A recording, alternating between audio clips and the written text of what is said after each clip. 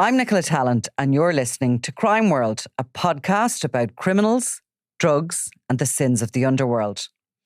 We're Ireland's top podcast for 2025, and now we've got a new website. So if you want to learn more about crime and criminals, if you want stories, extras, and podcast subscriber specials, go to www.crimeworld.com. It's rare that somebody murders their wife, Eamon, for the cold, callous reason of just making money. I mean, there's crimes of passion all the time, but for somebody just to make a financial decision, it really is uncommon. And that's, I suppose, why the case of Colin Whelan is sticks in the memory.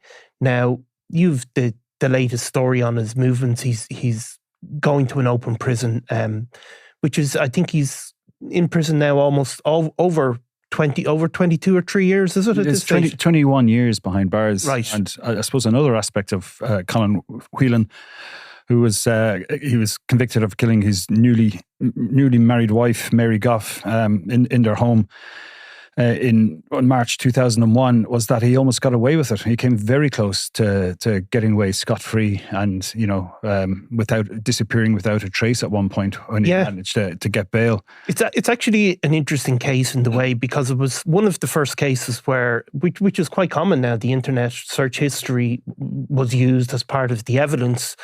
And so it sounds kind of quite modern in that way, but the bit where he almost got away with it and disappeared out of the country, I suppose, shows that's 20 years ago. I think that'd be more difficult now.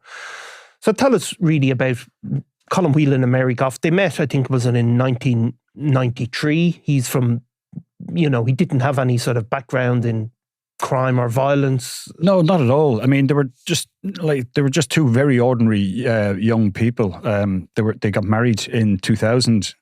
They'd met sometime before, a couple of years before that. She'd been working in a pub in Balbriggan. She's originally from Stamullen in Meath. He was working as a computer contractor with the Irish Permanent, so they were all quite relatively normal.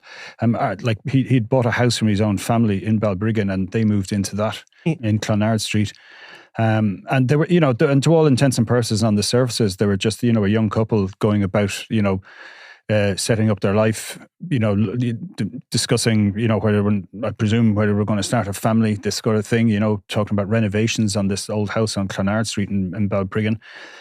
And as far as anyone's concerned, these are just a normal couple. Yeah, and not, sometimes you hear after a conviction, you hear all of these sinister tales of people who've got up to all types of things, but that wasn't the case. Now, sometime... Well, I suppose there was one kind of... I suppose not necessarily a kind of an insight into Colin Whelan, but in 97 he crashed a car and he hit a couple were driving it, and the passenger was a 61-year-old woman, and she died as a result of that car crash. He was originally charged with drunk driving, but that was eventually brought down to careless driving, and he was convicted of that. So even before he went on to murder his wife, he had been involved in a car and convicted of a car crash in which a person had died. But I suppose that could happen to anyone to some extent. It doesn't necessarily make you a cold, calculated killer, which we later learned that he was. And he was, of course. Cold and calculated is the description of it, because what he basically killed his wife in order to collect her life insurance. It's almost as straightforward as that. Yeah. Anyway, well, look, I mean, if you go back to the very beginning, I suppose when the world first first heard about Colin Whelan, he was this 29-year-old man who was married for 6 months, and he rang 999 to say his wife Mary had fallen down the stairs and she wasn't breathing, and was making a panicked call for help. And the emergency services were there within a few minutes and found her pale and cold to touch. She was wrapped in a duvet. She was immediately rushed to Beaumont Hospital. He'd been, I suppose, interacting with the paramedics at the scene and gave a version of events that he'd been watching TV or in another room and heard a thump, thump, thump and found her at the bottom of the stairs. So they were working on her then in the house for a while, and then in Beaumont Hospital, where I suppose suspicion began to grow almost immediately. There was the staff there had noticed a scratch on his chest, which kind of, I suppose, piqued their interest, and they alerted Gardaí, about their suspicions. And I think some of even the fact that she was cold to touch meant that it was already a different timeline. Yeah. That she must have died sooner than when he said she fell down the stairs. So there's a couple of these red flags from the off. And I mean, even when they kind of examined him and looked closer, they could see that there was 3 scratches on his chest. So he's changed his story almost straight away to talk about like she reached out to him. Yeah. Whereas before she said he'd found her, lifeless. So that was the beginning, I suppose, of the investigation. Yeah.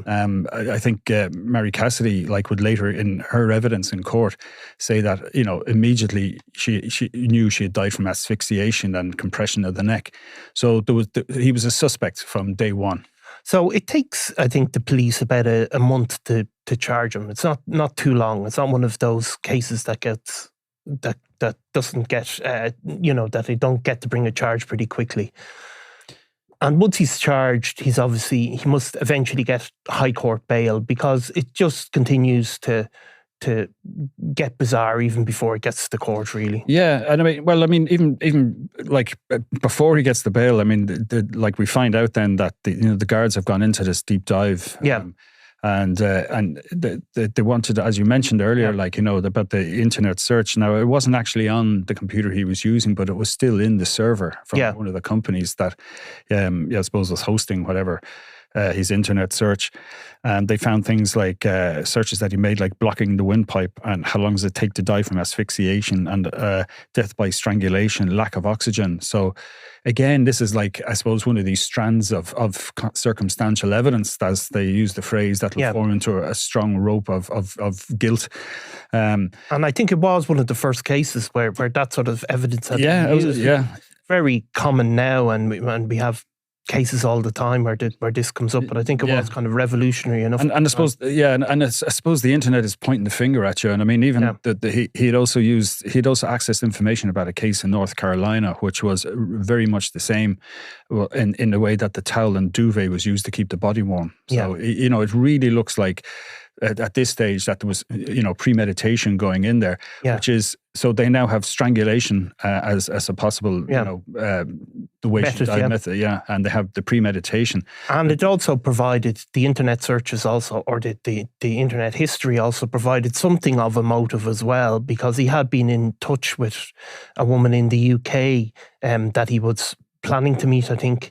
And obviously that's a sort of a motive that he could be wealthy and single. Absolutely, And part of that as well is that he doubled the life insurance policy on his wife from 200,000 to 400,000. And this came after he'd done these internet searches, about basically how he was going to kill her. Yeah. So, I mean, at that stage now, you've got kind of 3 strong elements against him. So, I mean, he's facing going on trial for murder in 2003.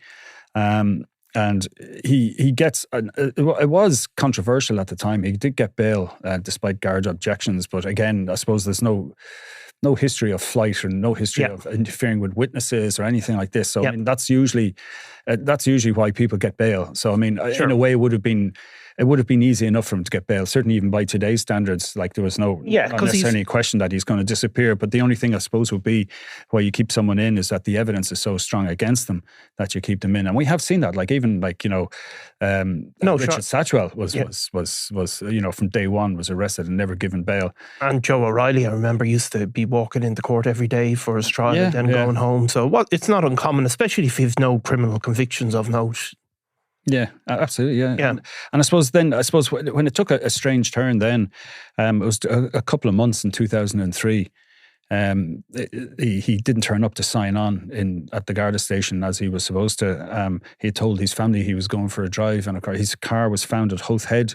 Yeah. And there was some personal effects there. I think an empty bottle, alcohol bottle, was found, and there was the kind of it looked like, and it didn't look like, he'd set it up to make it look like he died by suicide. That he jumped off or walked off the cliff in Howth Head into the sea. So this was another big Garda investigation that they had to go into. They had to look for the body, look for any clues, whether this was true or not. Certainly Mary Goss family I think there was some publicity at the time, and there was members of the family who were strongly suspicious, and that he was basically too full of himself to have taken his own life. And we were always skeptical that that he would have done this. It was the following year. Then there was a couple on holidays in Mallorca who just happened to kind of look at this friendly Irish barman and were kind of wondering, how do we know his face? And the penny dropped. It was Colin Whelan. And he'd been there sort of working as a barman openly, had told everybody he was single, I think, and unmarried, and had attracted a whole new group of friends. I think he was living under a fake identity, didn't he? He had an identity, Martin Sweeney, and his own passport had been surrendered to the guards. And Martin Sweeney was actually a real person from Gormanston, he knew enough about his identity to be able to have made an application for a passport in his name, which he did before he disappeared, which again shows premeditation in his, faking his suicide and legging it. So presumably then, he got a bus to Belfast and flew out either from there or on boat onto the UK, and anyway made his way to Spain. And like you said, had his own kind of social set there. Apparently had a new girlfriend. He was vetted by the Spanish police as Martin Sweeney and got his new ID, so he was able to be part of the system. He wasn't off the grid. No, he was living quite openly and hadn't changed his appearance, which was really his only mistake. In that sense, that that he was randomly recognised. But there was it still took a little while to get him back.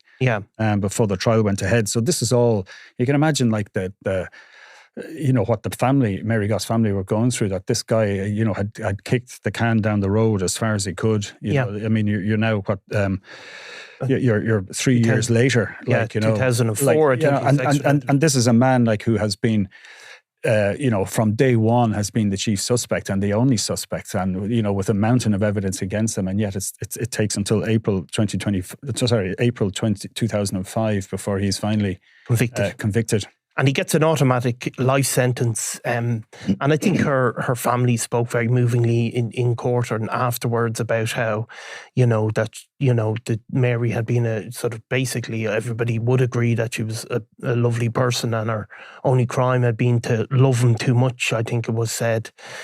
Like with the kind of the newish system that's in there now with the parole board, the families do get much more of a voice.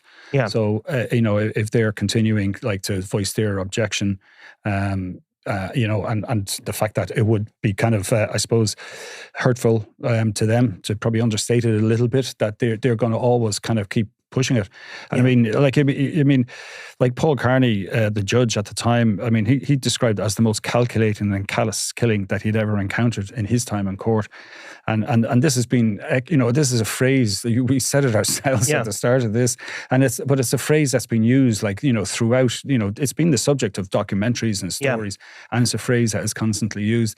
And it was strange in a way that, as you say, it was the first of the internet searches, used in evidence. But it was also, we then had a spate of fellas killing their wives, like Joe O'Reilly came after that. And you would have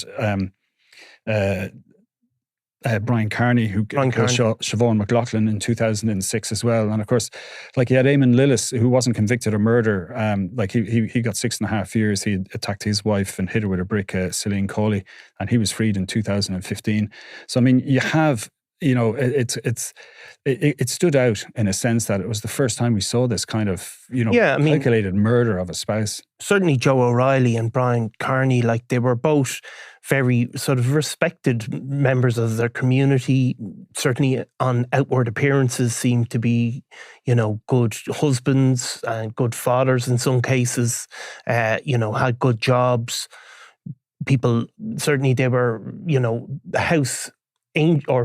street angels, house devils maybe. They probably were controlling and sinister people, but they didn't present like that to the world. No, and I suppose, and they're middle class. You can't say, well, look, they had a chaotic lifestyle and had addiction problems. There was nothing to show for that. I mean, it was quite the opposite. These are people who seem to have very stable life. Yeah, and of course, in all of those cases, and I suppose Eamon Lillis is slightly different, but in many of these cases, if they they could have just walked away from their marriages. I mean, it's an amazing thing, even with Joe O'Reilly or Colin Whelan, like they could have walked away, but the reason that they decided to commit murder is they didn't want to take a financial hit, effectively.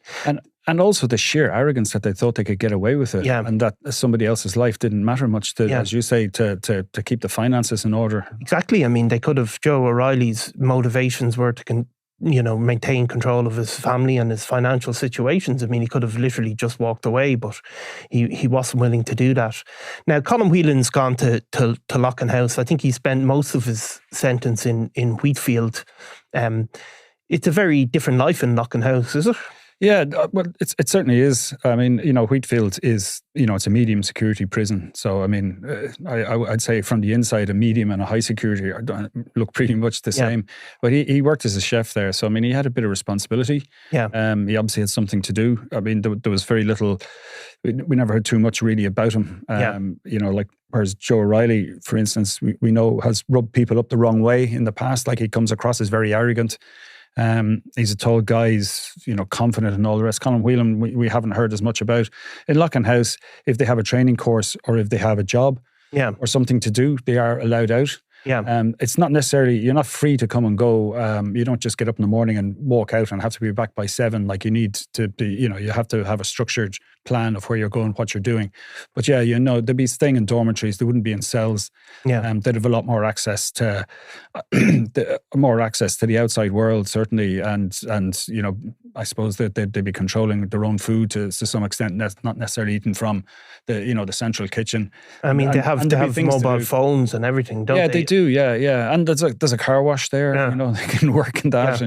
And there are lots of guys like who worked in restaurants nearby who have travelled to nearby towns and cities, like to do courses, like going to 3rd level education, all of that kind of stuff. But then again, these are people who would be on a kind of the stepping stone path to their eventual release. And of course, they wouldn't all be killers like in Loughan House. I mean, there's a mix of even white collar criminals, former bankers have been locked up there or left there. Yeah, and some drug offenders, especially if they go on to the drug-free wings in prisons, they can end up in Loughan House as well to serve out the end or the remainder of their sentence if they are showing they're on a path to rehabilitation, which of course is part of the system. Colin Whelan, he will be still a relatively young man if he was to get out in the next few years. So he is able to continue on with his life, but it must be a hard burden for Mary Goff's family. It's a hard burden for any family, knowing that the person who took your relative's life is still alive. And I mean, even you've heard it. We've heard the phrase a couple of times from different relatives of victims to say, well, look, at least they're locked up for life, but they still can go and visit them, and we go to a grave, and that's it. It's a full stop.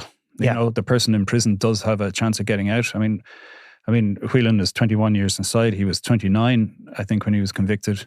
Yeah. He was 29 when he carried it out. So I mean, he's still in his mid-50s. So I mean, he's young. Still a young man, Eamon. Still a relatively young man. I wouldn't like to compare to me now. No. I mean, look, he can have a life afterwards. Yeah. Whereas Mary Goff is never coming back. No, and of course the family have had to endure that trauma and all of the things that go with that for their whole lives. Yeah, and he continued to add to it even after her death. Yep. Okay, Eamon. Well, we'll come back when we find out more about his movements or if he is appearing in the community again. Thank you. Thank you, Niall. Always a pleasure.